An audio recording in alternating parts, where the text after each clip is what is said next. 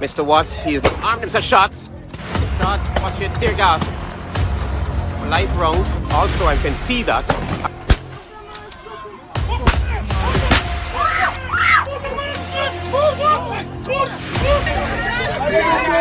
Just for Quentin! The man is a boxer, man. Why can't put in a boxer, man, to do that?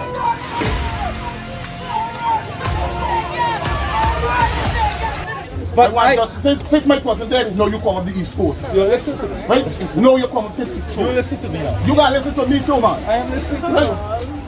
Now I see you on the East Coast. The day when they get a protest of them, the next day that's when you see one bigger heads come up to talk to my family. Right? And that's bad. If we didn't do a protest, we want to see nobody for justice. You see? I'm not holding back nothing. I'm not holding back nothing. I just need justice for my family. If you hear that, black is beautiful. Santa Claus. Black is beautiful. It's a textile. Lift your head like me. You got to wear it for with dignity. How it burns out. Black is beautiful. I said, sing it along. Black is beautiful. Say, I'm black and proud. It's my time that we get rid of that old slave mentality.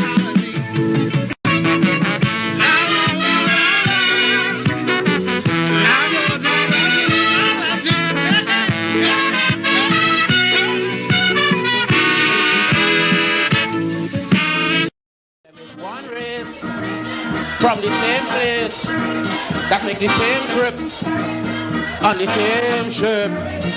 So we must push one common intention. It's for a better life in the region. For we women and we children. That must be the ambition of the Caribbean and the Caribbean and the Caribbean.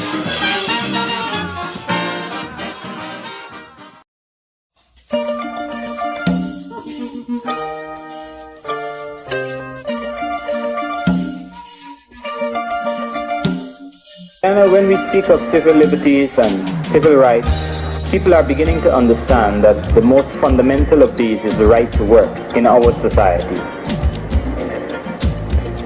And what is occurring in Guyana is that the government is making political capital out of the indefensible position of one who is either unemployed or is very close to the line of being unemployed.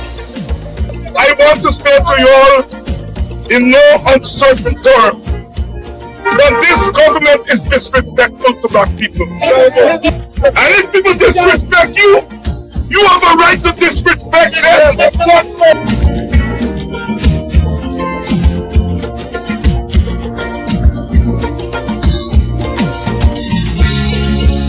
I am saying now that we have started, now that we have come together, do not sleep. Don't let us go back quietly into the night. Protest must be the order of the day.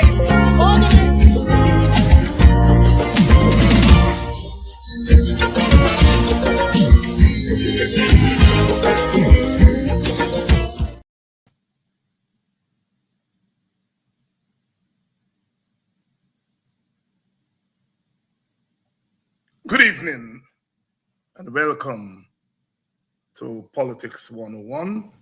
Let us not go back to sleep into the night. Protest must be order of the day. And I want to welcome all of you who are joining us this evening, because this evening we're going to be talking about work and we're going to be talking about labor. And we're going to be talking about Guyana. We're going to be talking about our Guyana. And you see the banner on the screen, GTUC to submit 15-point plan for economic and political justice to government. Lincoln Lewis. This is a 15-point plan unveiled by Lincoln Lewis on behalf of the GTUC on Labor Day, May 1. And we're going to be talking about that tonight. But I want you all to pay close attention to this clip. I played it just now, but I'm going to play it again. Walter Rodney speaking in the background in the 1970s. I want you all to pay attention to what Walter Rodney is saying in this clip because it is relevant to what we're going to be talking about tonight.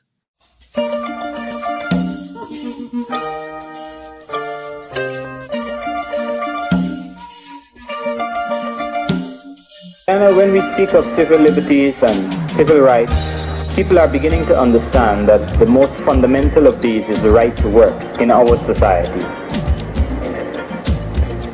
And what is occurring in Guyana is that the government is making political capital out of the indefensible position of one who is either unemployed or is very close to the line of being unemployed. I want to say to you all, in no uncertain terms, that this government is disrespectful to black people. You heard Rodney there. The government is making political capital out of the indefensible position of people who are unemployed or underemployed. He wasn't talking about a Guyana in which there was a lot of oil money. This is 1977. Rodney is talking about this. 77, 6, 83, and 40, 46 years ago. A lot of people say, oh, if Walter Rodney were alive today and he's turning in his grave and to see what his WPA people are doing and so on. And Walter Rodney talks about a government who's taking advantage of the indefensible position of one who is either unemployed or close to being unemployed.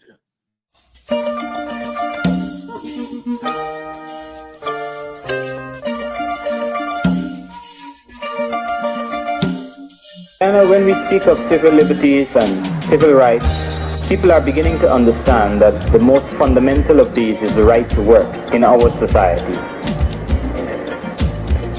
And what is occurring in Guyana is that the government is making political capital out of the indefensible position of one who is either unemployed or is very close to the line of being unemployed. I want to say to you all, 1977. This is 2023. You didn't have to be born, sorry, you have to be alive in 1977. You're alive today. And you see what the government is doing. Going around and taking advantage of black people's unemployment or the fact that they're close to being unemployed. Throwing things at them, buying them, raiding African Guyanese community like the old slave masters used to raid our communities in Africa. They don't like me. When I call the lady slave catcher, they made a whole heap of noise about it. But I was less concerned about the lady. I was more concerned about people not delivering themselves or their sisters and brothers to a government that is acting like a slave master. I was talking less about the lady and more about the slave master. People misinterpreted me and thought I was getting at Sister Gita. Sister Gita is misguided, that's all. You know, she's chatting as people do, and she doesn't have a contextual, historical context, but I was less concerned about Gita.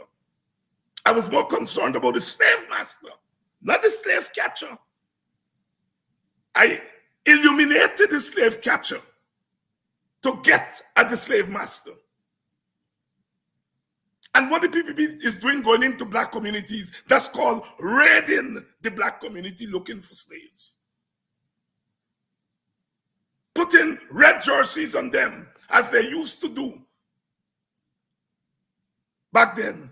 Taking away their identity. That's what a red jersey is supposed to do, to take away your political identity and give you a new identity. In slavery, they call it seasoning. And the slave master would raid the slaves hit their back, hit their chest, open their mouth. The slave master, they are doing that. Put you in the public, put a mic in front of you, and get you to chat nonsense. That's why Ravi Dev called me a history, or what you call me, a memory warrior. Yes, this is a war that has been declared on Black people, and I want to use the memory of slavery, the memory of that history, to say to Black people, this is reminiscent of slavery. So here are Black people unemployed. Instead of coming up with a plan to get them employed in a structural way so they can feed their families, you go around raiding their communities and giving them trinkets. I'm not going to stop, Tell you all. And over the last week, I've been making a lot of noise about regime change, because a lot is happening that stems from regime change. The attempt to take over the press association, the beating up on the very press that helped to bring you to power, the attempt to show down the courts when you use the conservatism of the court to bring you to power. Now you beat it up on the court. You appealing against your own court on behalf of big capital, because big capital helped to bring you to power. People are running around. Oh, how the PPP could appeal their own. Listen, is regime change stupid? They got to pay back. You all were collateral damage. The PPP has to make a choice, and is making a choice between those local forces who helped to bring them to power, and those local forces, those foreign forces who ultimately brought them to power. When push comes to shove, it is taking the side of those who ultimately brought them to power. So my brother Glenn Lal, who kicked Lincoln Lewis and me out because we didn't go along with regime change, now the PP has to make a choice between him and Big Uncle. And they're choosing Big Uncle Glenn.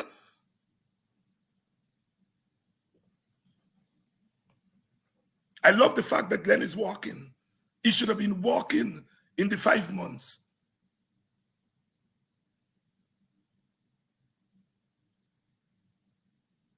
Beating up on labor. Going around and giving people $40,000 instead of giving them real work. Refusing to meet with the unions to talk about wages. I belong to a political party that says a 5-man party and is intellectual.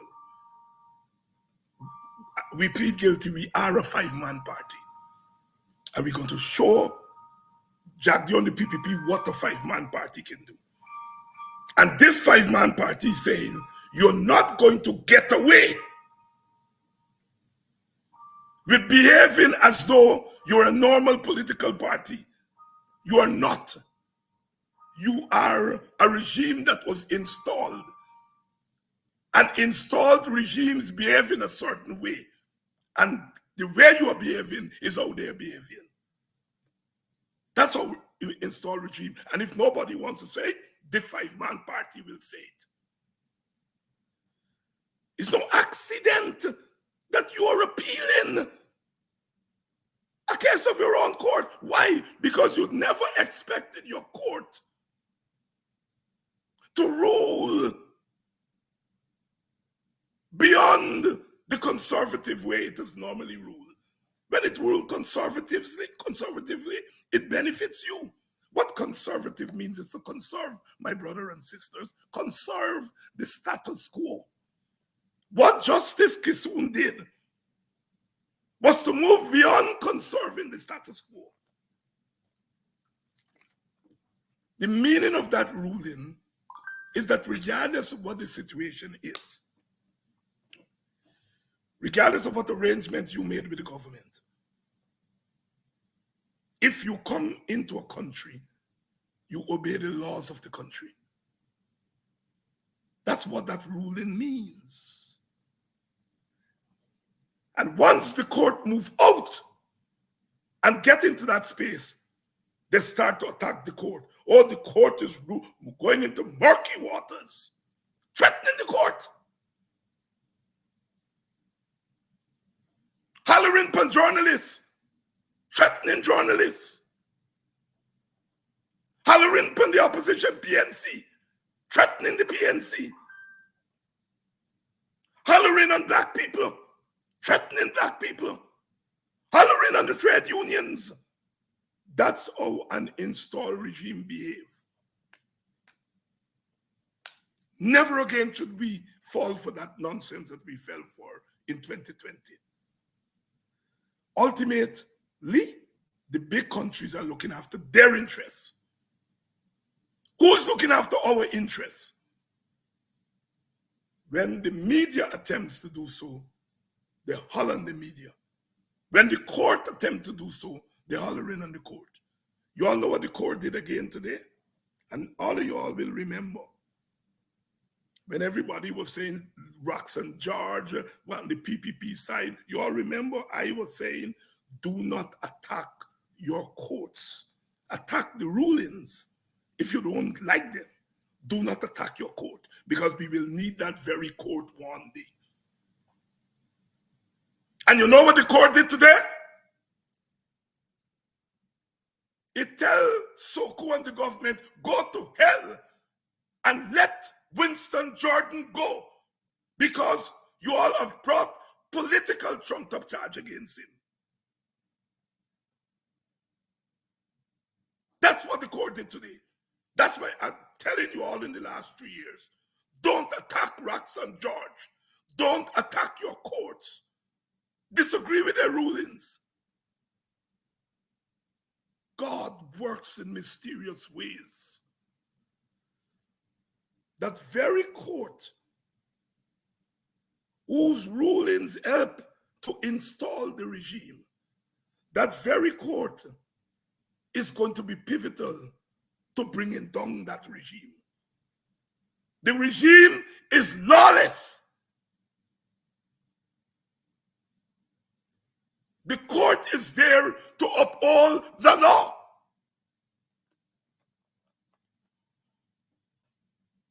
Sometimes I know we get too impatient. Boots on the ground, boots on the ground, boots on the ground. You don't boots on the ground with regime change. Last night I went to run an errand in a store. And the lady who checked me out was in Iraq. She's from Iraq, Iraqian. She asked me where you're from. I tell her where you're from. I asked her where she's from. She said Iraq. She said, you know about Iraq? I said, yes. She said, how you know about it? I said, well, I'm a teacher, you know. I'm a professor. She said, oh my goodness. She said, I'm a lawyer. She's checking out at the store. She said, as a result of regime change, this lady telling me, I had to flee my country. And here I am as a refugee, but I'm checking out at a store. And I was a lawyer in my country before regime change. I agreed with the regime change because I didn't like Saddam. And I allowed them to change the regime in Iraq. And look what I'm doing tonight, sir.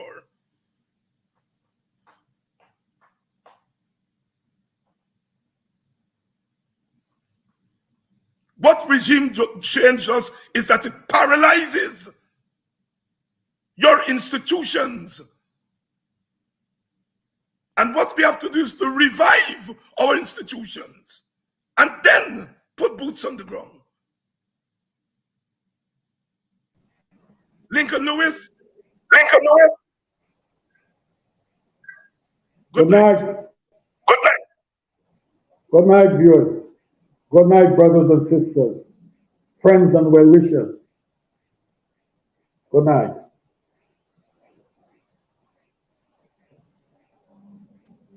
What do you think of the Winston Churchill ruling today? Are you hearing me, Lincoln? Lincoln, are you hearing me? I hear you now, David. All right. What do you think about the Winston Churchill ruling? We get it. I never had any other opinion than the one that Jordan would have been exonerated. And I believe that all those cases that they took there, Jordan, Colvin London, Trevor Ben, those cases are going to go to the winds. All that they intend to do was to lock up the people. Mr. Jagdeo said it before they get into power, that they are going to lock up people. And they did just what they said they're going to do. So it's not, they don't have to have evidence. It's an abuse of privilege to be in office, to pull the levers of power. It's a clear abuse. And that's what they are comfortable doing, you know. Lincoln Lewis, beyond that, what is the lesson for us in that? Well, I'll tell you what. What we need to understand that the system is against us. But I'll tell you beyond that what I've seen.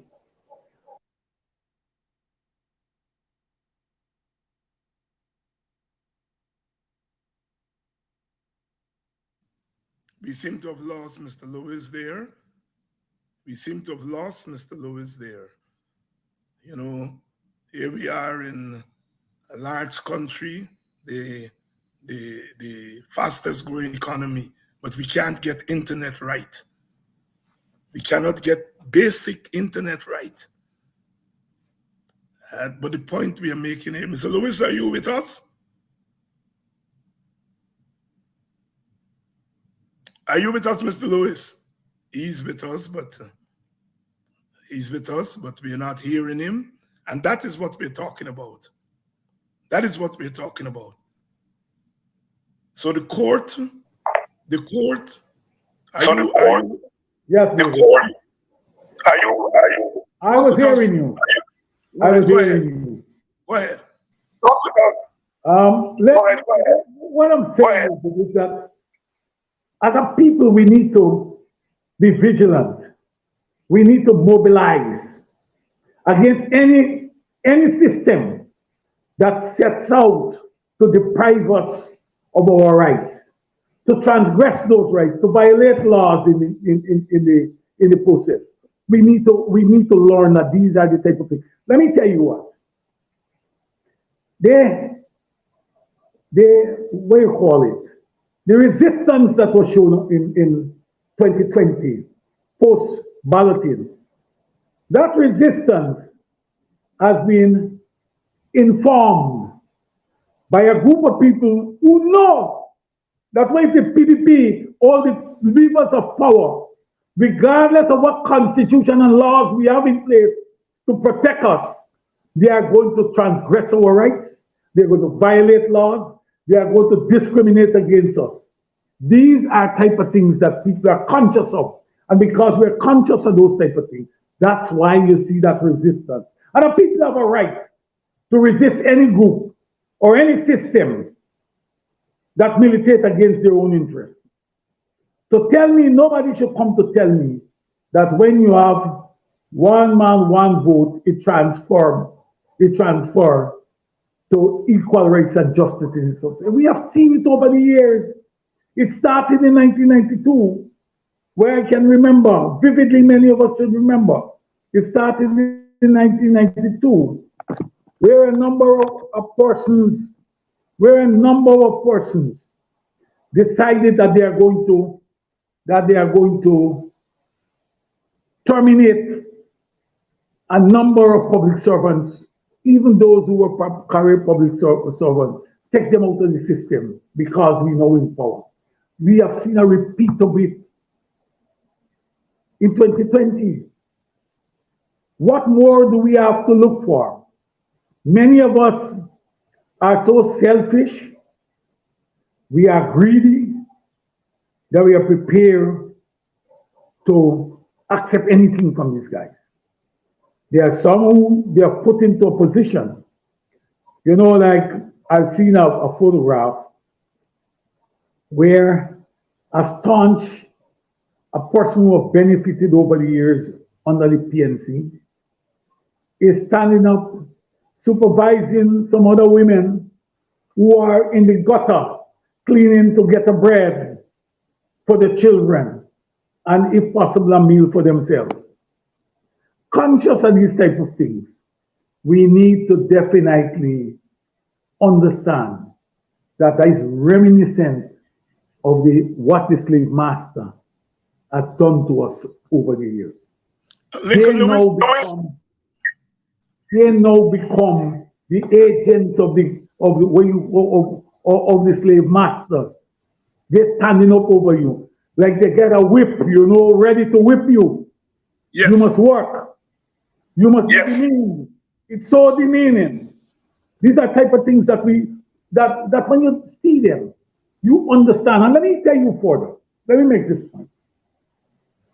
I've always been saying that the PPP believe that they must be the people who select who the leaders or who's supposed to lead the people in the African community. They always believe in that. Even if you remember, a number of NDCs, they put IMC. The IMC because they're saying you're elected. But we will say who will live. These are things that are glaring in front of us. But they have forced people into such a position to the point where they become now, they are branding you. They give you a t-shirt and they put PDBC. They're now branding you. You must identify yourself away from the pack. These are the type of things that are happening, and we need to talk about them. It's a reflection of the thinking of the men and women who are in the PPP, who decided that Lincoln, what they're going to do is time to match down the African community. Yeah, Lincoln. But I ain't taking much. Lincoln. That is the story. Lincoln, are you hearing me? Yes, David. You're hearing me? Are you hearing me, Lincoln? Lincoln, are you hearing me? Apparently, Lincoln Lewis is not hearing me. The internet seems to be very bad tonight, the way Brother Lincoln is. The internet is bad, and he is not hearing me. The internet is bad. And I started out tonight with that clip from Walter Rodney, in which he talks about the government taking advantage of the indefensible position of those who are unemployed or close to being unemployed. Hearing me now? Okay. I want you to comment. I want you to comment on that clip that Walter Rodney speaking about the right to work and the way government behaves. He was talking about 46 years ago. Okay, comment on that Rodney clip. With that clip from Walter Rodney, in which he talks about the government taking advantage of the indefensible position of those who are unemployed or close to being unemployed. I want you to comment on that clip that Walter Rodney talked about, speaking about the right to work and the way he was talking about. We're getting a lot of delay. It's bad. It's bad. It's bad. Lincoln connection is bad. And we were talking about the Rodney clip from 46 years ago. 46 years ago, where Rodney saying a government taking advantage. The right to work. The right to work is a human right. And no government should take advantage of people being unemployed or underemployed and to use it for political capital. You're taking people's unemployment, underemployment, and using it as a means of coercing them to join your party. No, if a government provides jobs for people, if you have a job plan, an employment plan, and black people, brown people, Chinese people, Portuguese people, Amerindian people, black people, Indian people get employment as a result of that job plan, and the government says, we provided a plan that gave employment to Guyanese. Give us another term. That is legitimate. But when you know people are unemployed, you do not come up with an employment plan, but you go to their communities, go look for them, give them a $40,000 or $10,000, and use jersey on them and force them to join your party. That is not development. That is taking advantage of people unemployment status. And it ought not to be tolerated. That is slave raiding. That is slave raiding. I am dubbing it that, slave raiding. Going into black communities, raiding the unemployed like slaves, bringing them on the road, parading them with red jerseys, getting them to open their mouth and talk a set of nonsense. That is slave raiding. And I'm calling it for what it is. And if you're going to raid me as a slave, then first of all, the elders of the community, they have to stand up and say, no slave raiding in my community. And push back against it. The PPP has locked the Indian community. You think Norton could go into an Indian community and raid Indian people? No matter how the PNC talk about how things are bad with Indian people, I'm saying at this point, they cannot go into an Indian community and raid them and put on green jersey on them. The Indian leaders and community leaders would not allow them to do it. And they should not do it.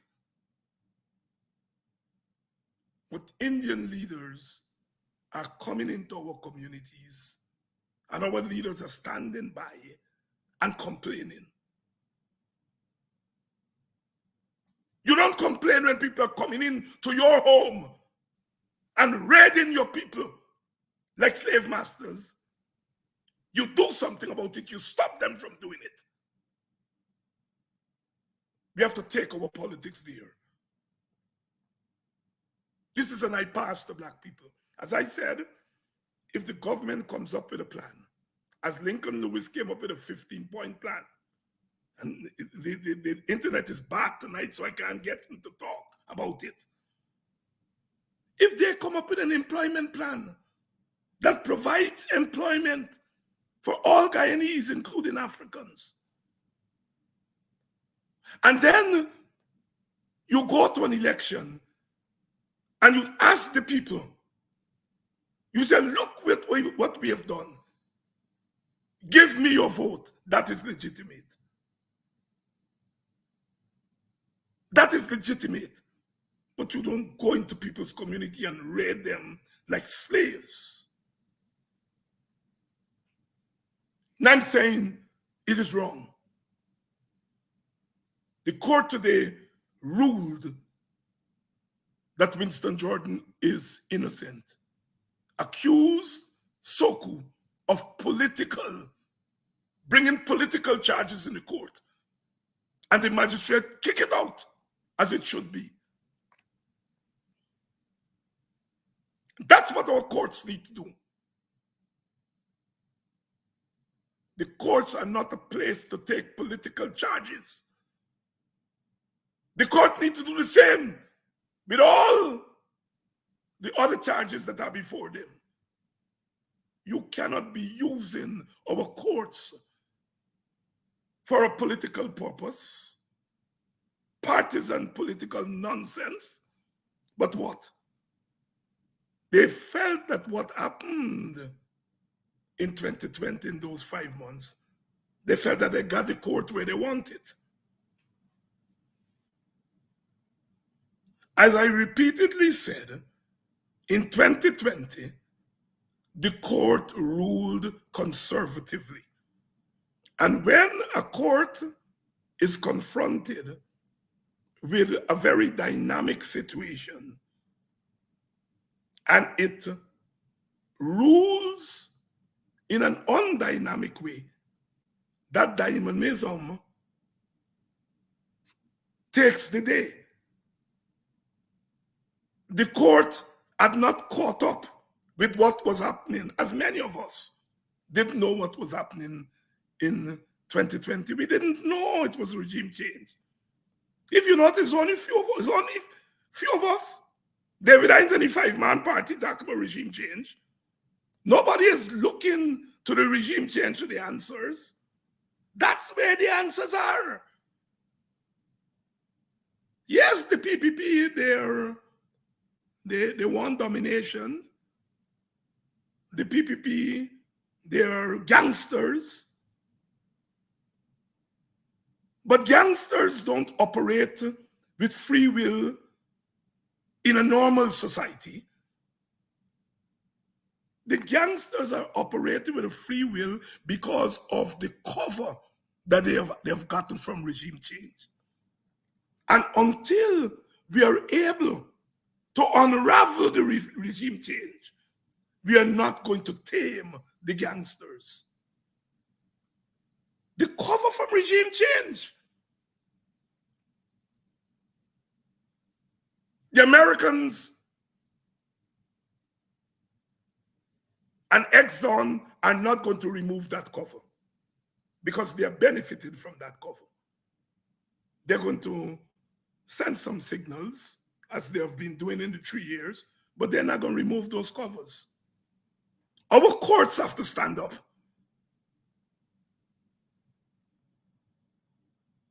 And remove the cover of regime change that is keeping them down. Our courts have to start doing that. They have to come out from under the spell of regime change. Our media have to come out from under the spell of regime change. Our opposition parties have to come out from the chokehold of regime change. Yes, the regime change have put a chokehold on our courts, our media, our civil society, our opposition parties, our churches.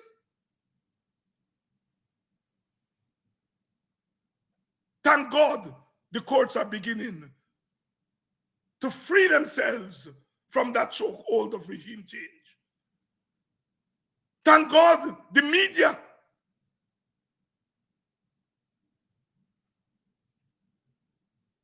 the media house owners, not the reporters, the media house owners are the ones who took the media into the regime change.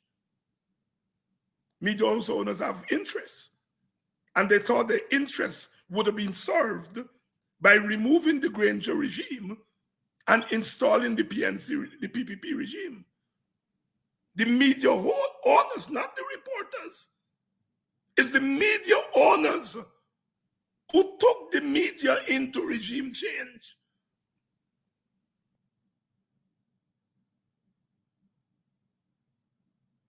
The regime promised some media owners that we are going to renew the contract.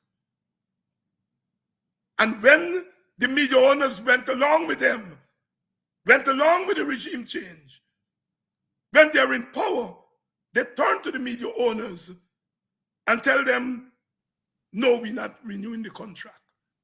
Some of the media owners now start to pound. But who they pound in? They pound in Exxon.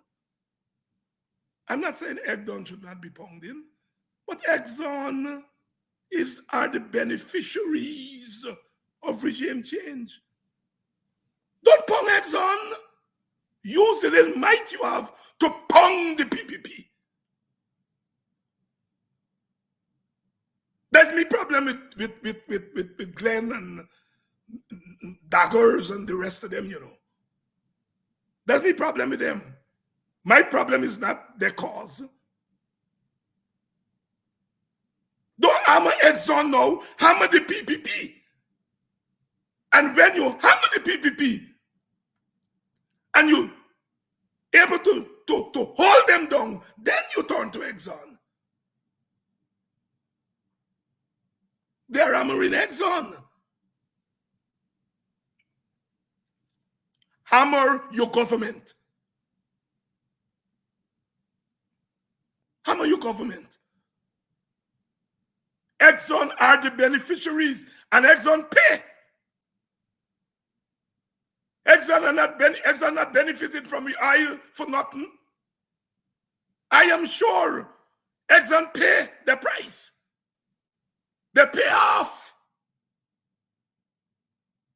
The PPP got paid. What the PPP got? Power.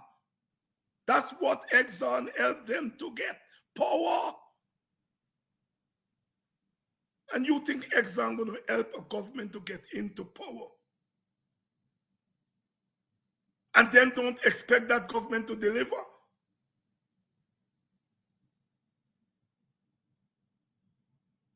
So the media get put in a chokehold. And now they believe that they can walk into the press association, put their man there, and the man gonna take over the press association and bring it to the PPP. Thank God for that woman. I stayed out at the press election because that is not political people business. So I said nothing on that election. But I can say it now. Thank God that young lady won. Thank God that young lady won. And thank God for the journalists who voted for that young lady. If that young lady had not won, the press association would have been in the control of the PPP, total control. And you all know about boots in the ground? You want to tell you all tonight about boots on the ground? Those 75 journalists who voted for that young lady, those were 75 boots on the ground. I tell you all on this program, I don't mind boots on the ground, but I think you all just get carried away. Those 75 people, those 75 journalists who voted for Nazima Ragbir, they're boots on the ground. And Nazima is a shining star.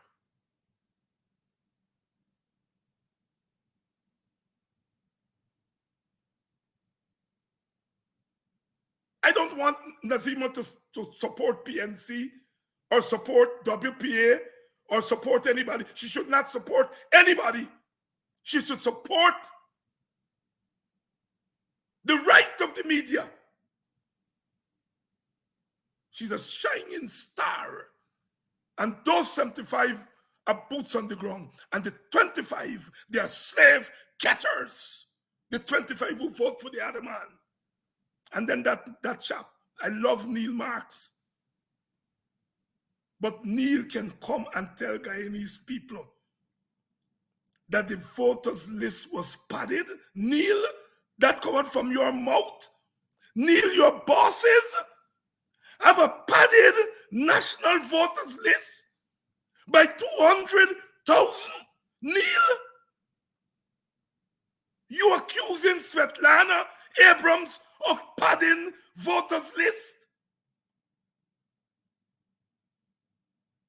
And the government you support came to power thanks to a voters list, a padded voters list.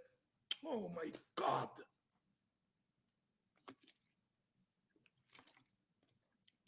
Neil Marks know about padded voters list.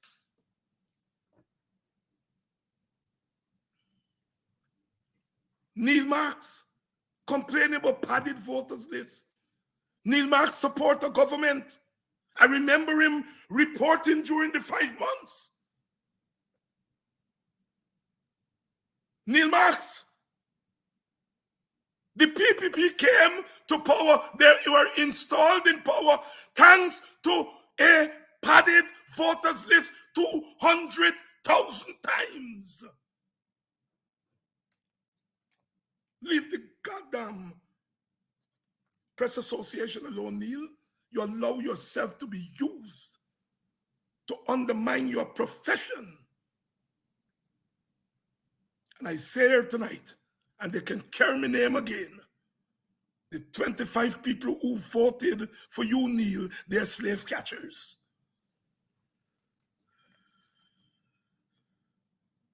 And those who catch slaves, they take them to the slave master. Yes, they abuse me and tell me I will call Gita Chandan a slave catcher. I had to call Gita a slave catcher to focus on the slave master.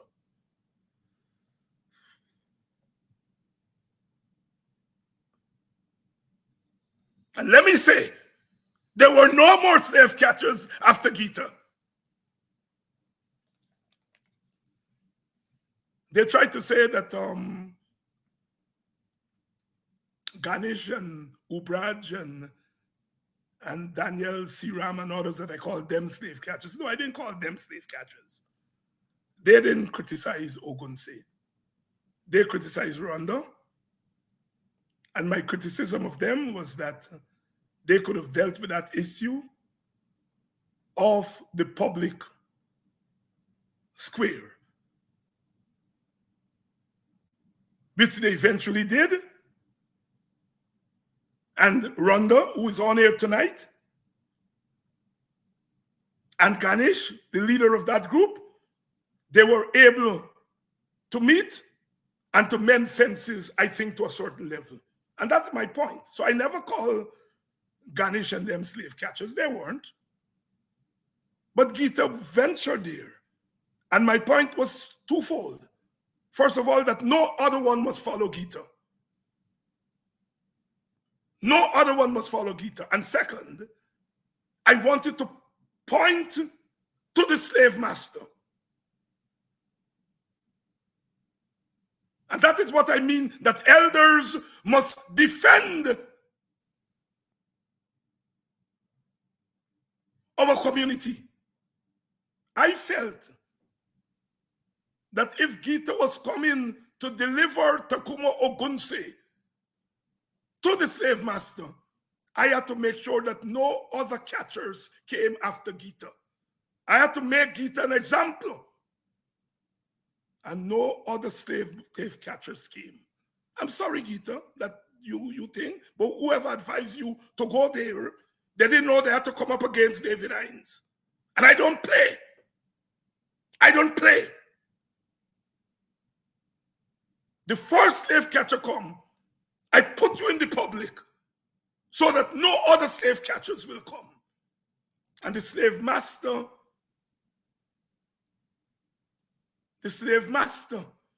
Barra Jagdio sat down on the press conference, and then David Hines, Gita Chandan, and the others criticized Ogunse, and he called them slave catchers, and Aubrey Norton didn't defend them. I'm glad I get the attention, because it's he, the slave master, I wanted to get at. So I get the slave master to get the message. Don't send more raiders. Sisters and brothers, no other slave catchers came. And that is what I mean, that we in the black community have to stop the raiders. I'm not talking about physically. Me's not a strong man.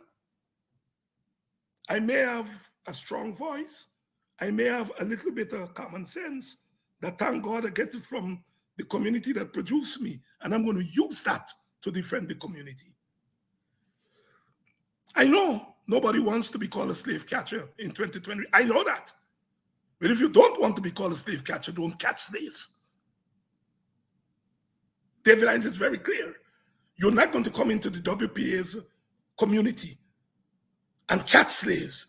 You attempt to catch Ogunse, I'm going to call you out, and I'm going to identify who is buying the slave you're catching,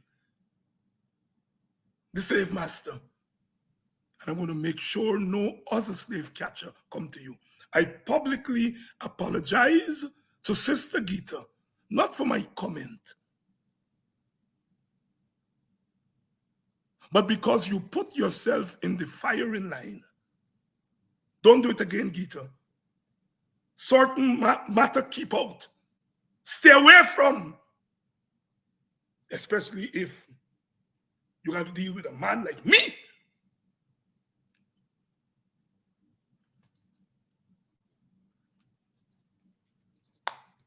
I ain't worrying about crossover vote, you know, they can't catch me with a. David Hines won crossover vote, so he shouldn't say what he's saying. No! Good night, Dennis Atwell. God bless you. Good night, Tony Stewart. Good night, Carol Jacobs. Good night, Onika Melville.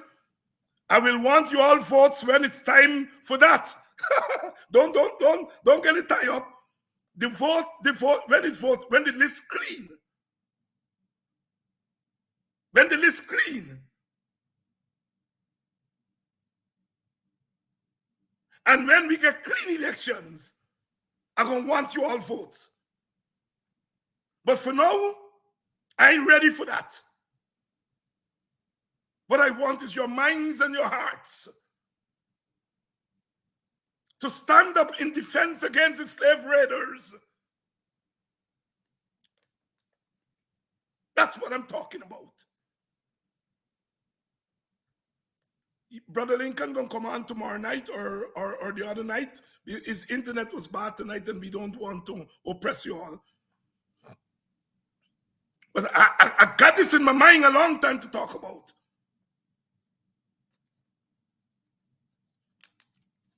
Boots on the ground. We had 75 of them at Theatre Gill on Sunday. And we had 25 slave catchers there.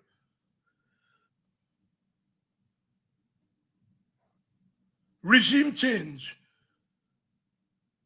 Our courts, thank God Almighty, recognize what they were using the Winston Jordan charge to do. To kill that brother. Kill that brother.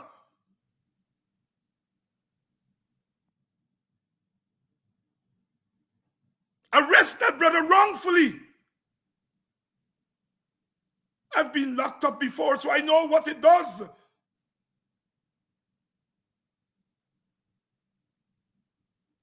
That brother's mother, sick lady, and to see your son in shackles. Thank God the court said politically motivated and kicked the case out. Using the police, using the court, using the media. Brother Glenn Lal, Brother Daggers, I'm glad for that march. I did it once in 1985. The WPA did what was called the long walk. We marched from the other direction. We marched from Charity to Crabwood Creek. And then we went up to Linden. So I know what's long, and I was on the entire march. GTUC Quayana, in 1985, he was 60 years old. He walked the entire walk. They didn't give us permission, so we had to walk 5 at a time. And Quayano, for the entire march, was 1. And they were always 4 with him. But the rest of us were along with the march with thing. We stopped at communities and we held what was called whistle-stop meetings. So I like the fact that they did a long walk. But Glenn, you all got to stop attacking Exxon. You got to attack the government. And you all have to admit, at least to yourself, that you all were wrong in 2020.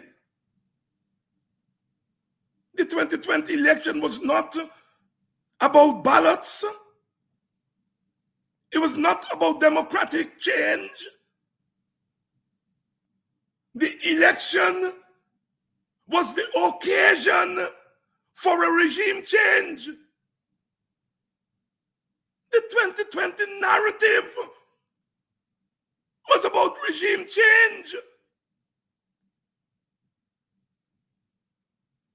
If you didn't know it then, 3 years later, you ought to know that is what happened. And backpedal. Jamaicans say, wheel and come again. You recognize now is regime change. Repent.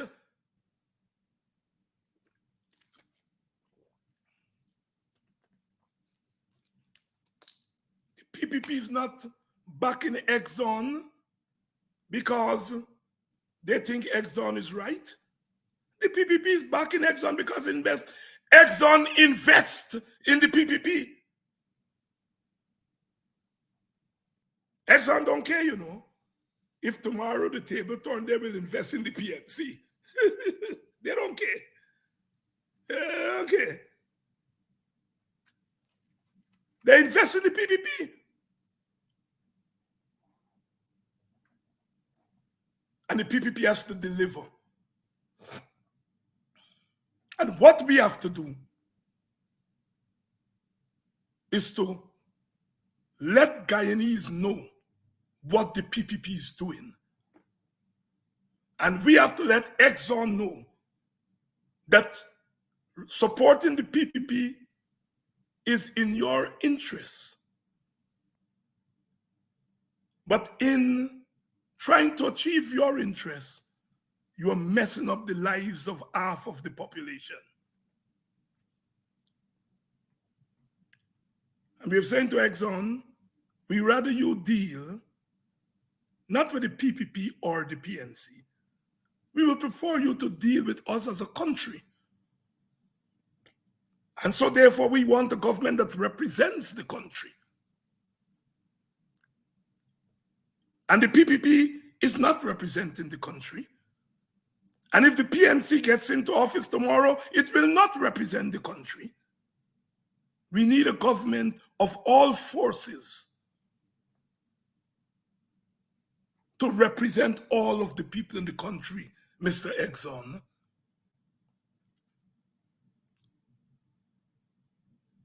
We are stupid. We'll be stupid in 2023 to chase Exxon way. Burnham used to say, if you kill me, one Rasta, another Rasta gonna take my place. If you chase out Exxon, another Exxon gonna take Exxon place. So it's not about chasing out Exxon. It's about, first of all, having a national government that respects the people of Guyana, to arise at an amicable contract with Exxon. Yes, the contract that the coalition signed was terrible. And the PPP is continuing the terrible contract.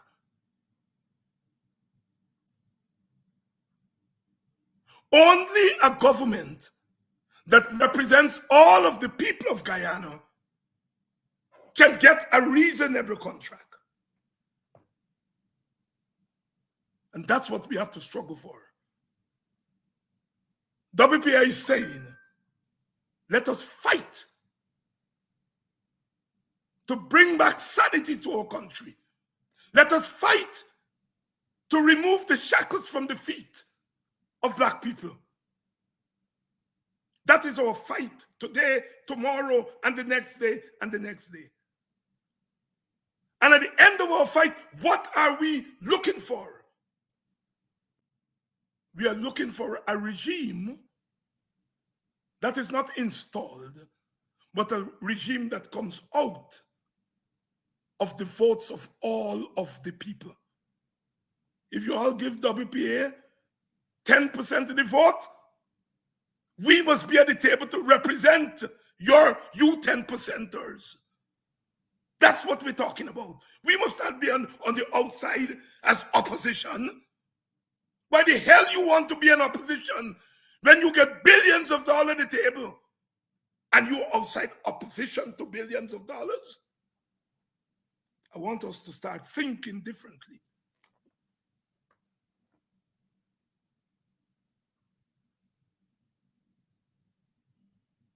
Yeah, win the game.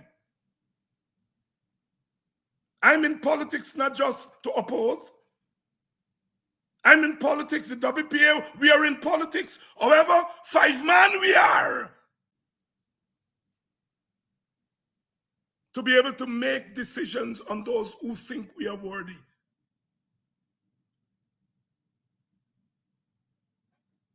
And so today, tomorrow, our job is to remove the shackles. Those 75 voters on Sunday at Theatre Gill have begun to remove the shackles from the media. God bless them. They were boots on the ground, boots of steel.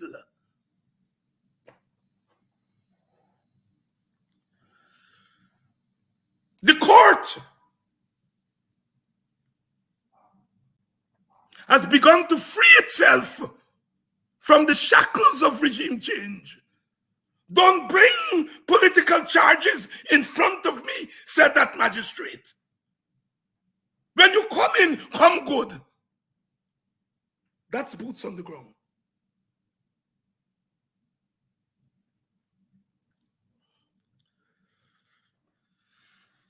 I don't care what they say. I know 98% of the army and the soldiers voted for the APNU and the coalition, the APNUSC. So I know that 98% of the army supporting us. I know that because I know they voted for us. And I know they love us.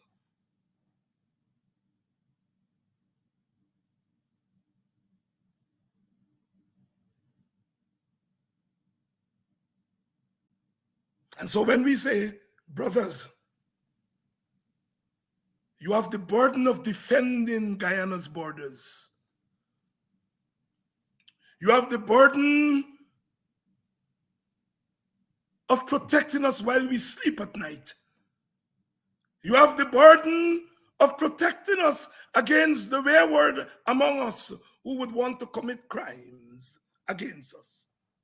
Do not take on another burden of shooting down your brothers and sisters. Do not take on that burden. We love you, and we know that you love us because you come from us. You're Black like me. You're poor like me, and poverty is your legacy, Mr. Soldier, Mr. Police. I know when you hear me, you say, hear me by.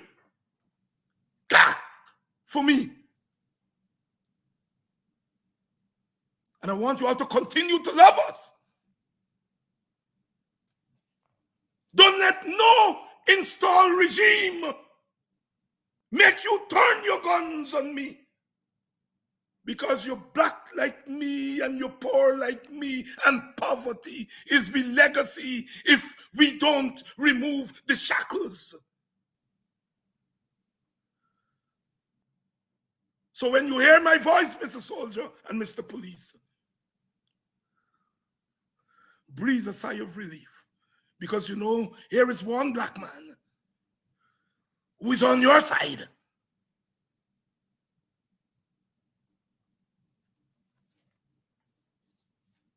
Because you're black like me and you're poor like me. And poverty is one of our legacies. But we have to turn the legacy of poverty into a legacy of freedom.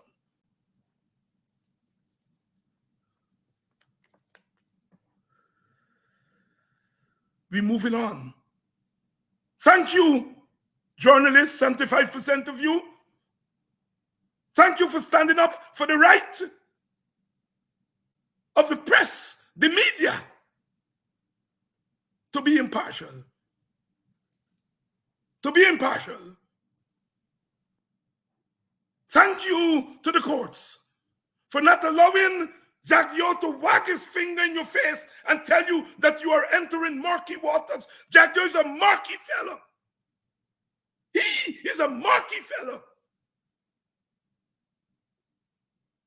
Not you, Mr. Court, Mrs. Court. Thank you for standing up for justice and standing up for the independence of the court.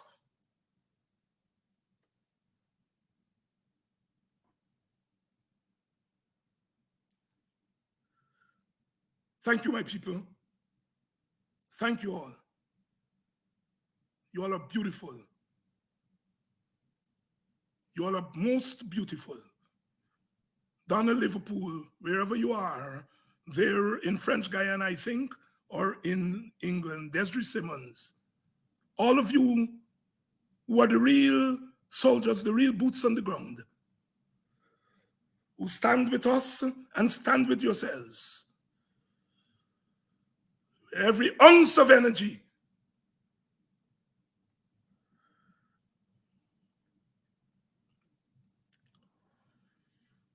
Know that we are fighting a fight. When you all see Sister Gita, give her a hug and whisper in her ears, never attempt to catch another slave.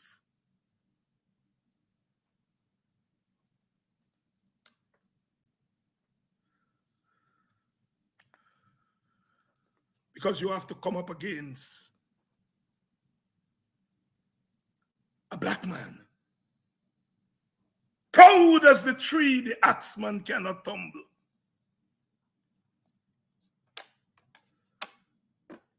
Don't do it again, Sister Gita. Do your job. You belong to the PNC. Know that the PNC's supporters are majority black people. And you have a responsibility to defend those black people, not to catch them and show them over to that murky fellow.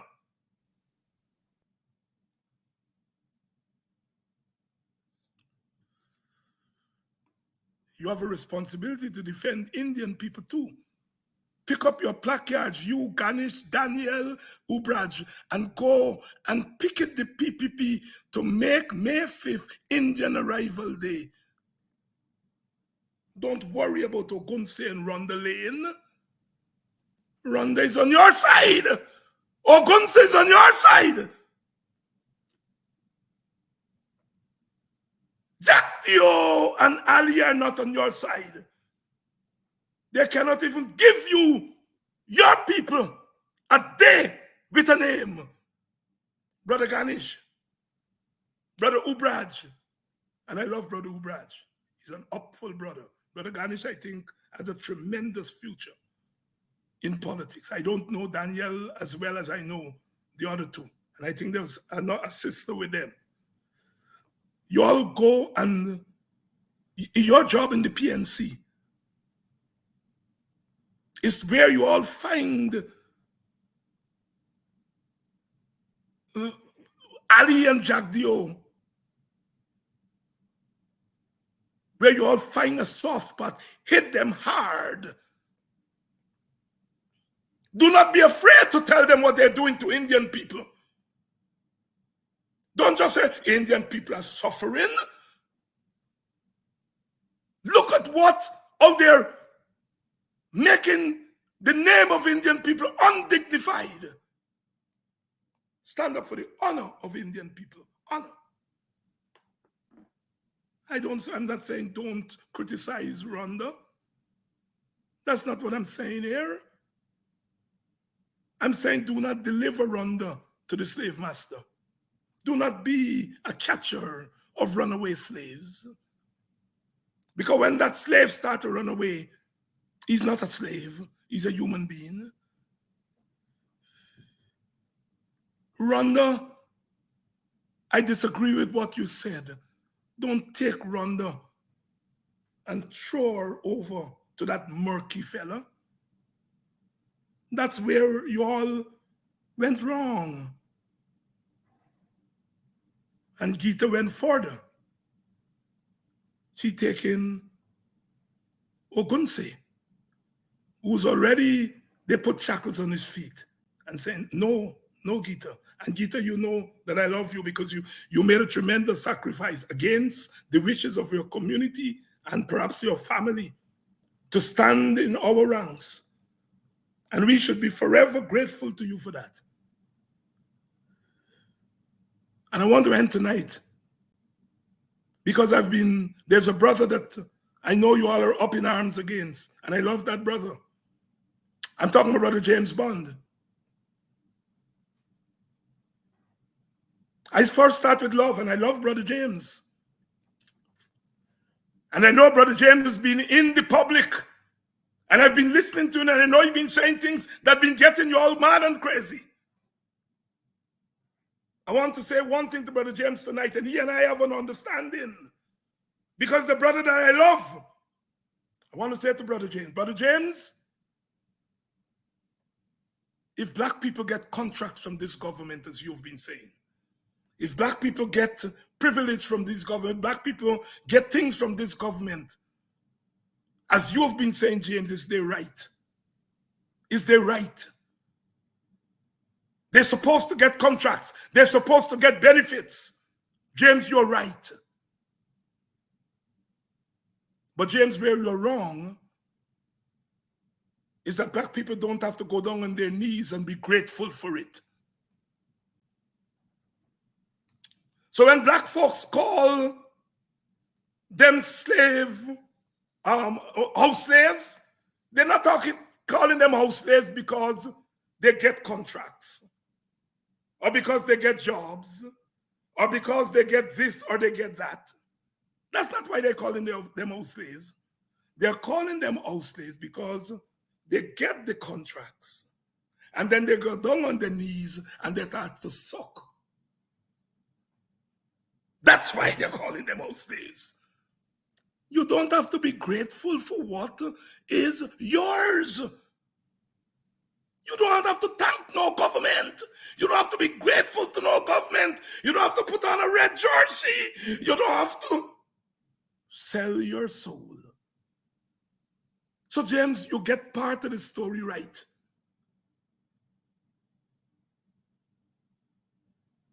The wealth of the government is black people wealth too. And black people have a right to get contracts. Let there be 200 and 1,000 contracts. Keep them coming, James. Tell the PPP, give more contracts.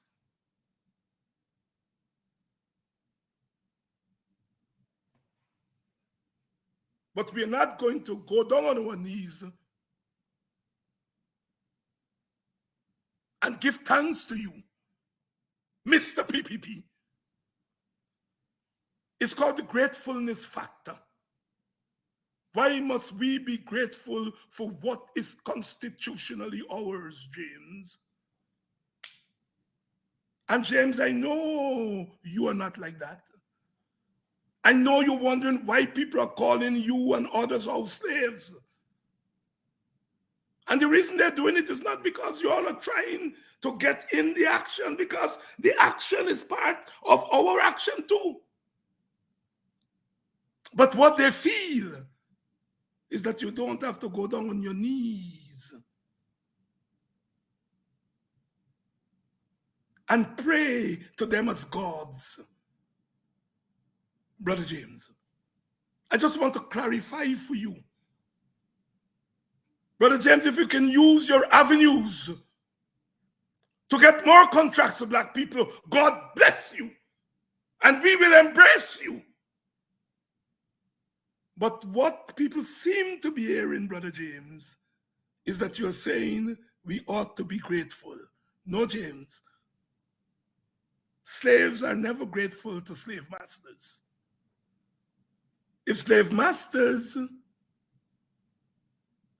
eventually facilitate the freedom of the slave should not be grateful. You should not enslave me in the first place. I have not one damn thing to be grateful to you for.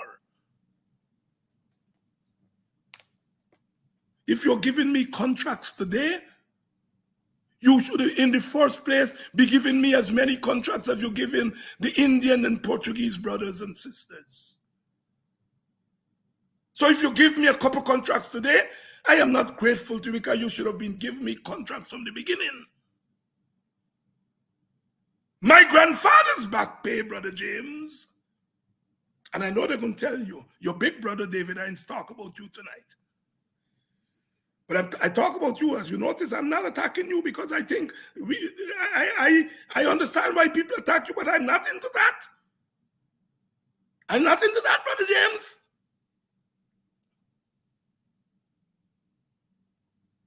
I see you, and I see you struggle to balance what you think are two forces. But in balancing, you must look for equilibrium. You mustn't look for it cancel or cancel. You must look for equilibrium, Brother James. Give me freedom, give me justice, but don't expect me to suck your for it.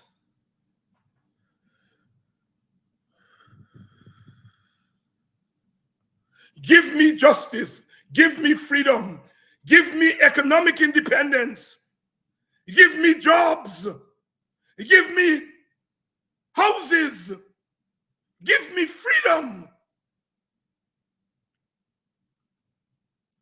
But in the first place, it belonged to me. So I am not going down on my knees and say thanks to you for it. I say thanks to Brother Kofi and Brother Accra. I say thanks to Damon. I say thanks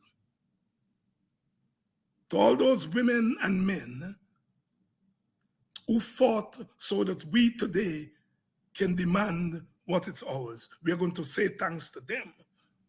We're going to go down on our knees and say thanks to them.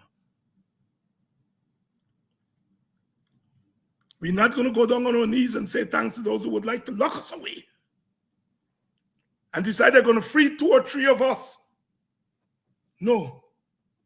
Open those damn gates widely. If you don't open them, you're going to hear from people like me. Good night. Love you all. And James, we're going to talk by, but get that story right. Get the balance right, James. The balance you're struggling with. You get the story right on one side. Jobs and contracts are we. It belongs to we. Is the balancing. You shouldn't appear to be saying that we should be grateful for it. We're grateful to Almighty God, we're grateful to the ancestors, and we're grateful to our leaders who has stood up for us.